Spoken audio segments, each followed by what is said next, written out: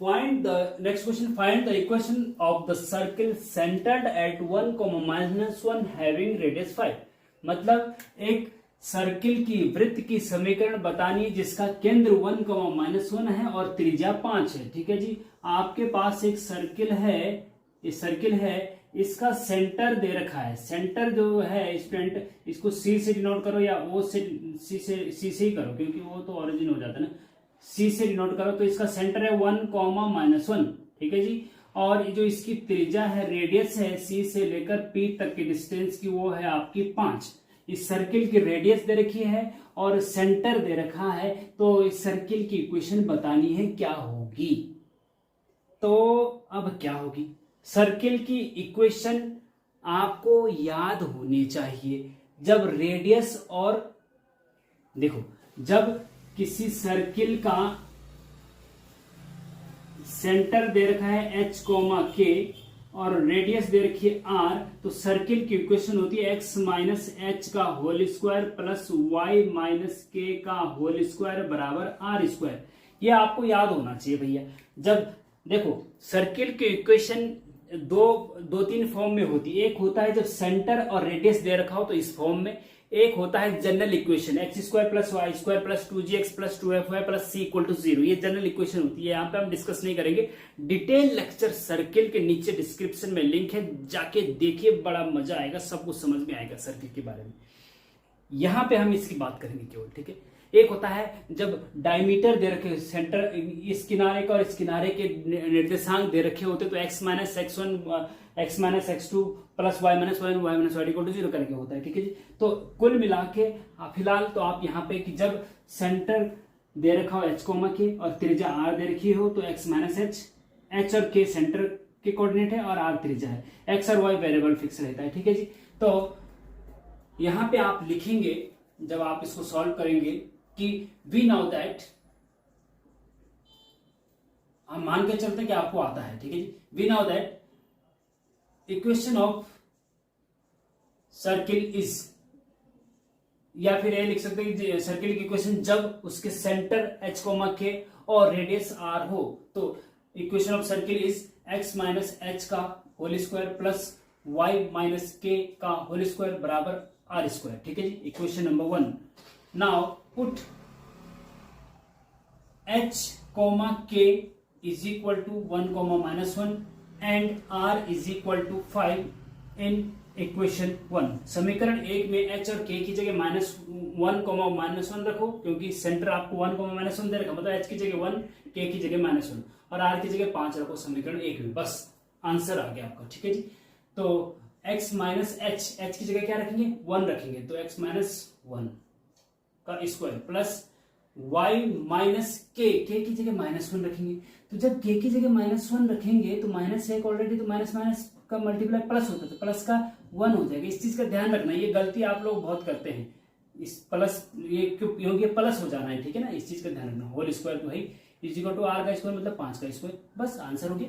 आप चाहो तो इसको सिंप्लीफाई कर दो, होल स्क्वायर खोल दो और 5 का स्क्वायर खोल दो, अदरवाइज यहीं पे आप आंसर छोड़ सकते हैं। आंसर 2 मार्क्स का क्वेश्चन, यहाँ पे आंसर आप छोड़ सकते हैं। 5 का स्क्वायर 25 लिख दो, क्या दिक्कत आ रही है ना। इस प्रकार से इसको आप करेंगे। सर्किल का है, ये बहुत इंपॉर्टेंट है। ठीक है, अब देखो student, next question, find the slope of a line perpendicular to the line 2x plus Y plus 3 equal to 0। मतलब एक लाइन दे रखी है, ये इस लाइन के परपेंडिकुलर एक दूसरी लाइन है, उसका स्लोप निकालना है, उसकी ढाल बतानी है, क्या होगा। देखिए आपके पास एक लाइन दे रखी है भैया, ये ठीक है जी, ये लाइन है, ये वाली जो गिवन है, ये है आपका 2x plus Y plus 3 is equal to 0। इस लाइन की इक्वेशन ये दे रखी है। ठीक है, अब इस लाइन के देखो, line perpendicular to the line, इस लाइन के परपेंडिकुलर ये लाइन है। परपेंडिकुलर मतलब ये जो ये L1 लाइन हो गई, ये आपकी L1 लाइन हो गई, ये आपकी L2 लाइन हो गई। तो ये L1 लाइन L2 लाइन के परपेंडिकुलर है, या L2 लाइन L1 लाइन के परपेंडिकुलर है। मतलब L1 और L2 के बीच में कितने डिग्री कोण है, 90 डिग्री का, तभी तो परपेंडिकुलर होता है,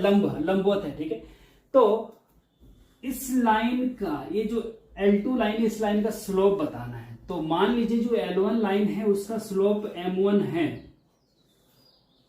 और इसका स्लोप M2 है, तो M2 आपको निकालना है। L1 लाइन का स्लोप, तो जब किसी लाइन की इक्वेशन दे रखी होती है तो उस लाइन का स्लोप आसानी से निकाला जा सकता है। कैसे, अभी बताते हैं, लेकिन हमें इसका निकालना है। तो सबसे पहले तो इसका निकालो, इस लाइन का स्लोप जिसकी इक्वेशन दे रखी है, तब इसका भी निकल जाएगा। बताते हैं कैसे। देखो, आपके पास गिवन लाइन दे रखी है, given line is equation of given line, equation of given line is 2x plus y plus 3 is equal to 0। ठीक है, ये equation. therefore slope of line L1 is M1 बराबर क्या होगा। देखो, ये जो इसको हमने L1 लाइन दे रखा ना, इस लाइन का स्लोप क्या होगा। जब लाइन की इक्वेशन दे रखी तो लाइन का स्लोप क्या होगा। देखो स्टूडेंट, एक चीज मैं बताऊं आपको, डिटेल लेक्चर स्ट्रेट लाइन के नीचे डिस्क्रिप्शन में वहां जाके देख लीजिए अगर बिल्कुल भी समझ में नहीं आ रहा। जब भी कोई, देखिए यहां पे मैं रफ पे कर देता हूं, ठीक है, रफ मान लीजिए इसको, ax plus B Y plus C equal to 0, ये रेखा का व्यापक रूप होता है, किसी भी लाइन का व्यापक रूप होता है। जब ये लाइन की इक्वेशन दे रखी है और अगर मैं बोलूं भाई इसका स्लोप बताओ, इस लाइन का स्लोप बताओ, ढाल बताओ, तो जो ढाल होता है ना वो होता है minus coefficient of x upon coefficient of y, x का गुणांक बटे y का गुणांक, आगे माइनस चिन्ह आएगा। अब यहां पे माइनस चिन्ह आगे आएगा, x का कोफिशिएंट क्या है, a है, बटे y का कोफिशिएंट क्या है, प्लस का b है, तो b, तो माइनस b a बटे b आपका ढाल आ गया। ठीक है, यहां पे देखिए m1 बराबर क्या होगा, minus coefficient of x upon coefficient of y, मतलब x का गुणांक बटे y का गुणांक, माइनस चिन्ह तो रहेगा। x का गुणांक मतलब x के आगे क्या है, 2 है, तो 2 लिख दो भैया, बटे y का गुणांक क्या है, y के आगे क्या है, प्लस है केवल, तो कुछ नहीं मतलब 1 है, प्लस 1, तो 1 लिख दो, तो ये आपका हो गया माइनस का 2। m1 आपका आ गया माइनस का 2, मतलब इसकी ये जो लाइन है जो दे रखी जिसकी इक्वेशन, उसका ढाल आ गया माइनस का 2। ठीक है, ये इसका ढाल आ गया। अब जब इसका ढाल आ गया तो इसका ढाल आसानी से निकाल सकते हैं जो इस लाइन के परपेंडिकुलर है।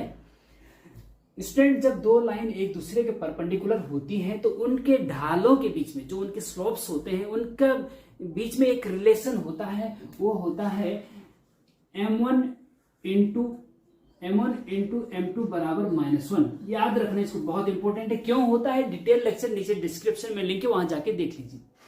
यहां पे केवल आप याद रखिए कि दो लाइन एक दूसरे के परपेंडिकुलर अगर हैं तो उन दोनों लाइनों के बीच की उन दोनों की जो ढाल है m1 और m2, उनके बीच का जो संबंध है वो बराबर किसके होता है, m1 इंटू m2 बराबर -1, मतलब दोनों ढालों का मल्टीप्लाई बराबर -1 के होता है। ये इसको perpendicularity condition of two lines भी कहते हैं। बहुत इंपॉर्टेंट, डायरेक्ट भी पूछा जाता है कि भाई बताइए perpendicularity condition of two lines क्या होती है, तो m1 इंटू m2 बराबर -1 लिख देंगे आप, तो आंसर आपका 2 मार्क्स मिल जाए। तो यहां पे भी चूंकि line L1 is perpendicular to line L2, therefore m1 into m2 बराबर -1। ठीक है, अब हमें m2 निकालना है, तो यहां से m2 बराबर क्या होगा, -1 बटे m1 बटे में चला जाएगा ना, m1 बटे में चला जाएगा, -1 बटे m1 क्या है भैया, देखो m1 -2 है तो माइनस का 2, माइनस से माइनस कट जाएगा तो 1/2 आपका आंसर आ जाएगा। ठीक है, इस प्रकार से आप find the slope of the line perpendicular, तो इस लाइन के परपेंडिकुलर जो लाइन है उसका स्लोप क्या आया भैया, उस लाइन का स्लोप आया है 1/2, इसका -2 था, इसका 1/2 आ गया, तो ये आंसर है आपका 1/2। ठीक है जी, इस प्रकार से इसको आप समझेंगे।